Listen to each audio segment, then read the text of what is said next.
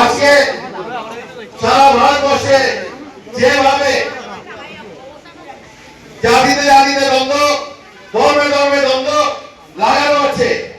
তার জন্য আমরা এই বিজেপি সরকারকে কিভাবে উদ্ধার করা যায়, তার জন্য আমাদের রাষ্ট্রীয় विधायकगण, यहाँ मंच पर उपस्थित सभी सम्मानित कांग्रेस पार्टी के वरिष्ठ नेतागण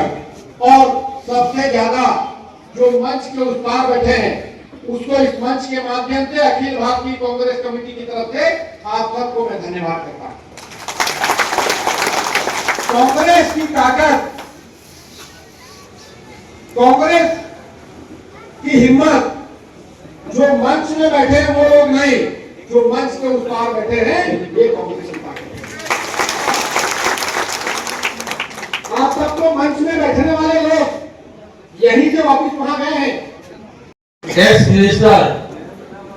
আমাদের নিজামুদ্দিন সাহেব, আমাদের মহিলা প্রেসিডেন্ট মমতাজ,